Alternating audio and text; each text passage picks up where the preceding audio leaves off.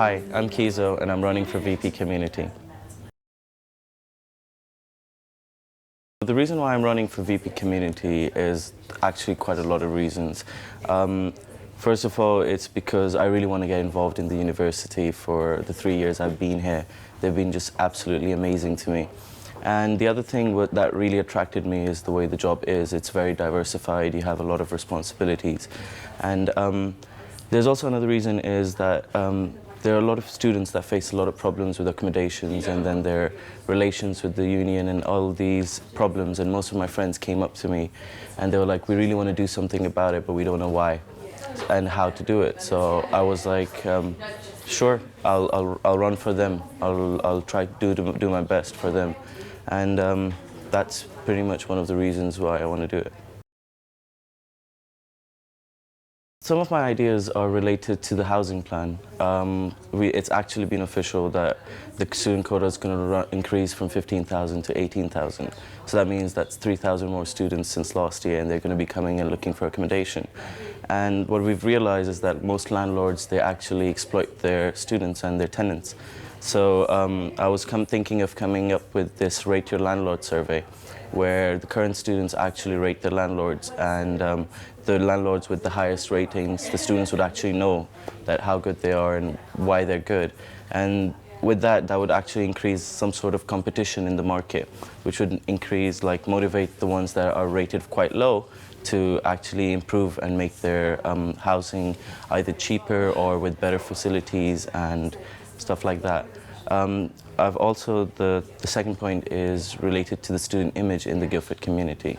I've heard from previous experience and from previous people that I've met before, they've told me that the student image is quite negative over here, and I'd like to improve that quite a lot. And I was thinking of having a lot of activities with the students.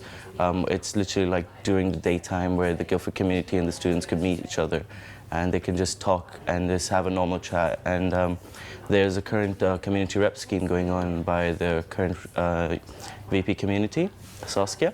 So I was thinking of elaborating and focusing more on that and trying to increase the reach of the volunteers who are actually helping the scheme go through. My third one is related to the student union relations and the societies and the students itself. What I realize is that most societies, there are a lot of societies, and if you're a first year or if you're any student, you'd first come to your society and then most probably go to the union. With the societies is that I don't believe we're encouraging them enough. I think that we only have student awards and that's it. I really want them to have things like, have a meeting every month or two where all different societies come together, like their representatives. And if one society, for example, wants to have an event and they're not financially able to do it, but there's another society who's willing to help them out, they can meet during that event. So it's like the union would actually be one of the platforms that actually links all the other societies together so they can have better opportunities. And besides that, I was thinking of, I realized that most students, the buses in Arriva, they're not very reliable at times. For example, Sundays, Saturdays, they're half an hour late most of the times. So I was thinking of having a bike stand at different campuses. So for example, over here, then Manor Park, then Sports Park and Hazel Farm. So you can just literally rent a bike and you can go to the other campus and there will be a stand where you can just give it back in. So it's really good because, for example, you don't have cash and you really want to come to uni but you can't run it and you're very late, so you can just quickly get the bike and you don't even have to pay at the moment. You can just pay later when you reach the uni. So it saves a lot of time for you and it's more convenient. My background is quite vast. I was born in Moscow. I was raised over 6 different countries, Sudan, Syria, Egypt and Pakistan, and I lived in England before. But what I think actually qualifies me for the job is my previous experience.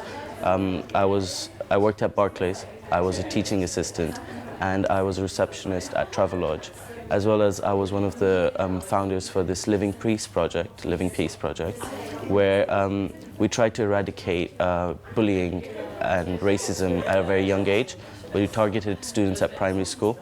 So what happened was that every day the child or the student at their classroom would roll their dice, and the dice would have like a very good thing written on it, like make a new friend today or be nice to someone. And they write it on their board, up on their blackboard or whiteboard, and they try to meet it that day. So with this, we actually got to get a lot of schools coming in and joining our cause, and I had around 4,000 schools from different countries, Portugal, Argentina, joining in with the cause, and I had to like call every different school. Obviously there were many schools who weren't able to, but there were some that actually helped out. So it was great. With that, we then later on had an event for it. It was broadcasted live worldwide. And every school that was able to come to the event would have like 6-7 minutes where they would like either do a musical performance, or they could just say a poetry or do an act, and anything that would encourage the solidarity between the community and eradicate racism.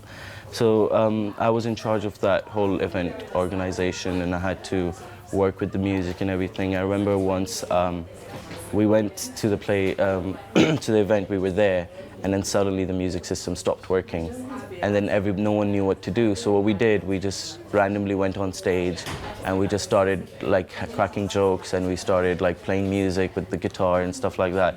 We tried to like occupy the students and the people till the music system came back on. After that, we had a reception where the elites of the country came, and they were like literally like ministers and all that. They all came to the event, and they were quite very happy with how the whole idea was going, and it was very well organized in my sense. It was a very hard work, because you had the team that you had to work with, and not everyone is like happy with your opinion. So I had to open up and I had to accept their views and everything, and it eventually turned out to be a very good thing. The biggest problem at uni, in sense of the community, I guess, is the housing problem. It's horrible. Like I said, the quota is going to increase from 15,000 to 18,000. That means 3,000 more students are coming, which means that there are going to be more late night lectures. There's going to be more. The staff is going to be very under pressure because they have to be stretched out and all that. And so I think the best way to help the students, or in a way like reduce their stress, would be to get them involved in other curricular activities, to just let them accept it. And with the late night lectures, that obviously I can't do very much about that, but I was hoping where we could have like an event in a way where the students don't really have to be there at the lecture, where the lecturers could just record it for them, so it's an ease for them. But I think the main focus is the accommodation, because there are more students coming. That means the rates are going to go up, and it's going to be much harder for students, and it's going to be an incentive for the landlords to actually exploit the students even more. So I hope that in a way we could bring a regulation for it by going to the Guildford Council and talking to them about it. There was a recent executive meeting where they passed the form as well for the whole housing problem. So I'll literally be hoping it works out.